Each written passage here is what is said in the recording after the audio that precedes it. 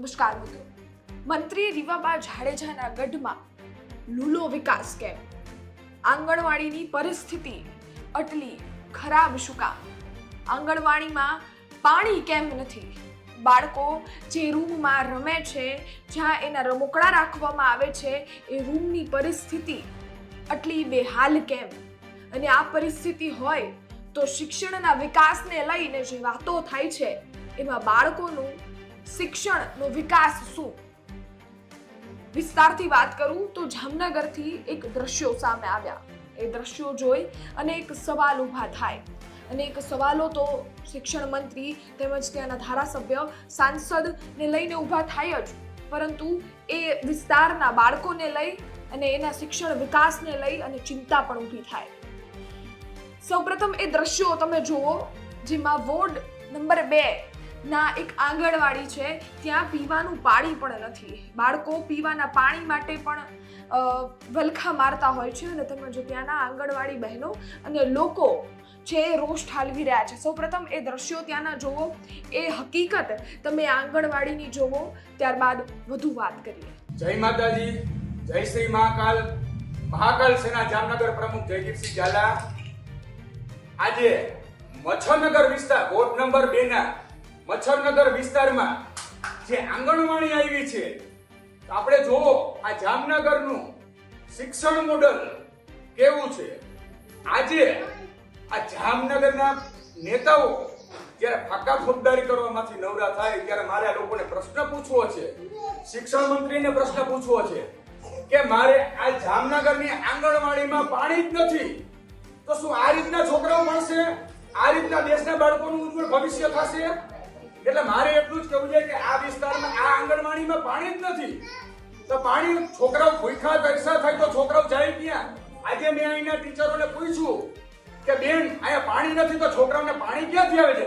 તો એ કહે અહીંયા સામે પાણી, સામેના ઘરમાંથી બધાય આ ટીચરો બધાય પાણી ભરવા મોકલે છે, અને સામેના ઘરવાળા બિચારા પાણી આંગણવાડીને પૂરું પાડે છે.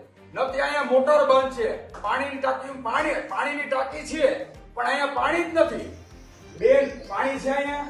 પાણી નથી, ઘણા ટાઈમથી છે પાણી? હાજી પાણી છે જ નહીં. આ જો કેટલા હેરાન છોકરા હેરાન છે. હાજી પાણી છે આંગણવાડીમાં? કેટલાય ટાઈમથી પાણીની વ્યવસ્થા જ નથી, પીવાનું પાણીની વ્યવસ્થા જ નથી. અને અહીંયા બધાય છોકરાઓને ભોજન બપોરનું મધ્યાહન ભોજન મળે છે, તો એ લોકો જમ્યા પછી કેમ પાણી પીવે? અને આ ઠામ વાસણ ઉટકવા હોય તો આ લોકો કેમ ઉટકે? એટલે મારે એટલું જ કહેવું છે, આ રીવાબા જાડેજા જે આપણા જામનગરના ધારાસભ્ય છે ને ગુજરાતના શિક્ષણ મંત્રી છે, તો મારે તમને બેનશ્રીને એક જ પ્રશ્ન પૂછવો છે કે તમારા નીચલા અધિકારીઓને સુધારો કે દરેક આંગણવાડીની વિઝિટ કરે, દરેક સ્કૂલની વિઝિટ કરે. ગમે સ્કૂલમાં જાય તો ક્યાંક પંખા ચાલુ નથી હોતા, ક્યાંક ટ્યુબલાઇટ ચાલુ નથી હોતી, ક્યાંક પાણીની વ્યવસ્થા નથી હોતી. શું આ તમારું શિક્ષણ મોડેલ છે? બહાર જઈને તમે જમવા જાવ છો ક્યાંક? હમણાં મેં થોડા પહેલા તમારો વિડીયો જોયો હતો, તમે બહારના આંગણવાડીના છોકરાઓ સાથે ભોજન લેતા હતા. તો આ જ આંગણવાડીમાં આવો તમે, રીવાબા જાડેજા, તમે આંગણવાડીમાં આવો અને આ છોકરાઓને તમે છોકરાઓ સાથે ભોજન કરો, અને આ ચક્કર મારીને જોવો આ પાણીની વ્યવસ્થા નથી. ખાલી તમે સેલિબ્રિટીના વાઇફ છો, તો જો તમારે અહીંયા ધારાસભ્ય તરીકે જામનગરમાં ધ્યાન ના દેવું હોય તો તમને બહાર આંગણવાડીમાં ચેક કરવાનો હક નથી.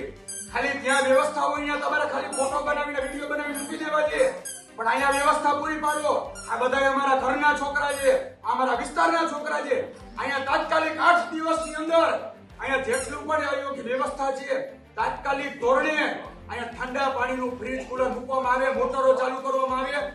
8 દિવસની અંદર જો નહીં ચાલુ થયું, પાણીની વ્યવસ્થા જો નહીં પૂરી પડી, તો ફરી આ વિસ્તારના બધા લોકો તમને પ્રશ્ન પૂછશે કે કેમ બેન તમે આ પાણીની વ્યવસ્થા પૂરી નથી પાડી? આ તમારી જવાબદારી છે, ને 8 દિવસમાં જવાબદારી આ પૂરી થવી જોઈએ. જય માતાજી. મચ્છરનગરની આપણી આંગણવાડી આ શિક્ષણ મોડલ જો આ રૂમ છે ને, આંગણવાડીનો જે બાળકો માટેનો આ રમતનો રૂમ છે. આજે રમકડાથી જે છોકરાઓ ફ્રી હોય ત્યારે રમકડાથી રમતા હોય, આ રૂમ જુઓ, ખાલી વ્યવસ્થા જુઓ. આ જુઓ ભાઈ, આ જો આમ જુઓ, આ બધા રમકડા છે. આમ જુઓ,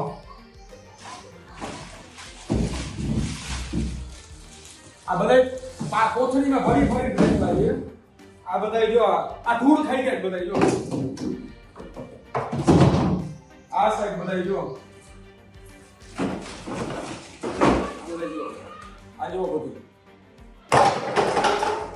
આ છોકરાઓના રમકડા માટેનો રૂમ છે પણ આની વ્યવસ્થા જો નકરો ધૂળ કચરો હવે આમાં છોકરાઓને મેં પૂછ્યું તો તમે રમો છો ક્યાં તો એ કે ઉપર કાંઈ રૂમ જ બંધ છે પછી મેં એના ટીચરોને પૂછ્યું આ મેડમ છે આંગણવાડીમાં જે ભણાવે છે તો એ મને એમ કીધું કે ભાઈ અહીંયા પાણી જ નથી આવતું તો અમે કે આ રૂમ કેમ સાફ કરાવીએ અમે તો કેટલી વાર રજૂઆત કરી છે પણ અહીંયા રૂમ જ સાફ નથી તો અમારે કરવાનું શું કેવી ગંદકી છે આ જો તો ખરી આ ક્યારે પાપી લોકો સુધરશે અને મારે એટલું કહેવું છે કે આવી રીતના તમારું શિક્ષણ તંત્ર આવી રીતે આપણા દેશના છોકરાઓ ભણી ગણીને આગળ વધશે ખાલી ચૂંટણી ટાઈમે મત લેવા હોય તો આજે જી પગે પડો છો પણ જ્યારે સુવિધા આપવાની વાત આવે છે ત્યારે તો કાંઈ પણ જાતનું ઝીરો રિસ્પોન્સ આમ તો તમે રીવાબા જાડેજા એમ કહો છો અને એના જેટલા નીચેના લોકો એમ કહે છે એના કાર્યકર્તાઓ કે અમારા મંત્રીશ્રીએ કરોડો રૂપિયાના બજેટ ફાળવ્યા એના ખૂબ ખૂબ અભિનંદન પણ તમે શિક્ષણ મંત્રી છો તો આ પેલા બાળકોનું તમે ભવિષ્ય તો જોવો તમારે જ્યાં મત લેવા છે તમારે જ્યાં સારું લગાડવું જોઈએ ત્યાં તમારે ગ્રાન્ટો ફાળવવી છે પણ સાચી ગ્રાન્ટ અહીંયા ફાળવો આ આપણું ભવિષ્ય છે આ આપણા દેશનું ભવિષ્ય છે આ બાળકો આપણું ભવિષ્ય છે તો અહીંયા વ્યવસ્થા પહેલા પૂરી પાડો અને પછી બીજે બધે ગ્રાન્ટ આપો એવી મારી નમ્ર વિનંતી છે અને તાત્કાલિક ધોરણે આ બધું સાફ સફાઈ કરાવો અહીંયા બધું કલર કામ કરાવો અને અહીંયા વ્યવસ્થિત આ રૂમને આ બધા રમકડાઓથી સજાવો છોકરાઓ અહીંયા રમી શકે છોકરાઓ બિચારા રમી નથી શકતા અને પેલા તો એ કે આ 3 દિવસથી તો આંગણવાડીમાં લાઈટ જ નથી મહત્વનો મુદ્દો એ છે 3 દિવસથી છોકરાઓ લાઈટ વગર ભણે છે આવી રીતના લાઈટ નહીં પાણી નહીં રમકડાઓની સુવિધા નહીં આવી રીતના શિક્ષણ તંત્ર લાવો છો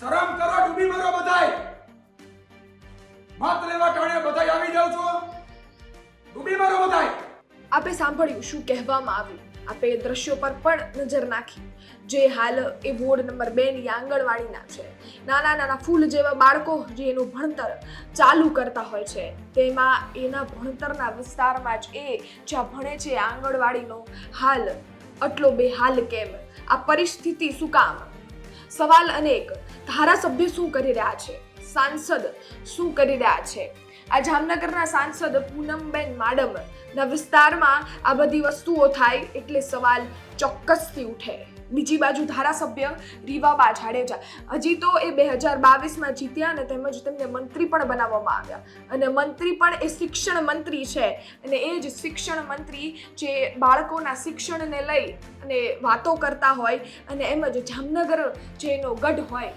એની પરિસ્થિતિ આવી શું આ પરિસ્થિતિ એના વિસ્તારમાં શોભા દે છે રીવાબા જાડેજા એક શિક્ષણ મંત્રી તરીકે જ્યારે ફરજ બજાવતા હોય છે ત્યારે એના જ ગઢની પરિસ્થિતિ આટલી ખરાબ શું કામ બાળકોને પાણી માટે પણ જો તરસવું પડે એ આંગણવાડીનો હાલ આટલો બેહાલ હોય જે બાળકો અહીંયા વિકાસ કરતા હોય છે એ વિકાસનો એ રમતનો રૂમ બીજો આટલો ખંડેર જેવો હોય તો આના કારણો શું રીવાબા જાડેજા અને સાંસદ પૂનમબેન માડમ હાલ સત્તા પર છે અને સાથે જ એટલે જ આટલા સવાલો ઉઠે છે પરંતુ એની પહેલા પણ હકુબા હતા એ પણ 2 વાર જીત્યા કોંગ્રેસ અને ત્યારબાદ ભાજપ પરંતુ અનેક સવાલો ત્યાં પણ થાય એમની ટીમ શું કરી રહી છે શું એના વિસ્તારમાં એમની એટલી પણ ધાક નથી કે એમના વિસ્તારમાં શું પરિસ્થિતિ છે એમના વિસ્તારમાં શું ચાલી રહ્યું છે એ એમને ખબર ના હોય અને જો આ પરિસ્થિતિ આ હાલતમાં હોય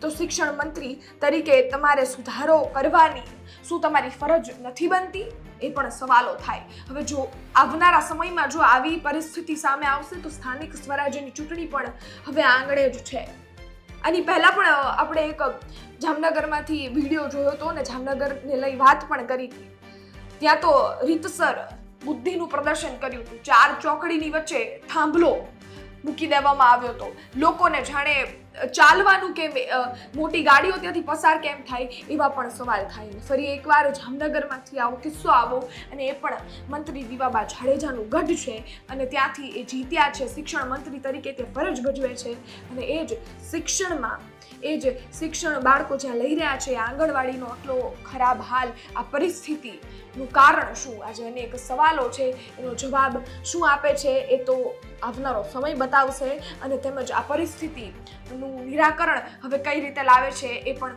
દીવાબા જાડેજા કહે સામે આવીને, અને તેમજ આ સમગ્ર બાબતનું કંઈ નિરાકરણ લાવે તો સારું, અને તેમજ આ સમાજ જે બાળકો જે પરિસ્થિતિમાંથી જઈ રહ્યા છે એમાં કંઈક સુધારો આવે એવી આશા, કારણ કે આ જ બાળકો છે એ આવનારા સમયનું ભવિષ્ય છે. તમારું શું માનવું છે કોમેન્ટ કરી ચોક્કસથી લખજો. આ સમગ્ર ઘટના સામે આવી છે એને લઈને તમારું શું માનવું છે? વોર્ડ નંબર 2 ના લોકો છે એ આંગણવાડીને લઈ અને જે પરિસ્થિતિ છે એને લઈને શું કહે છે કોમેન્ટ બોક્સમાં ચોક્કસથી જણાવજો. આ પરિસ્થિતિઓ સામે આવે, લોકોને કહેવાનું એટલું જ કે તમે તમારો નેતા ત્યાં નથી પસંદ કરો જે તમારી માટે કામ કરી શકે, અને તેમજ તમારા વિસ્તારને લઈ અને કામ કરે ને તેનો વિકાસ આવે એવી જ આશા રાખીએ, અને ફરી મળીશું નવી માહિતી સાથે.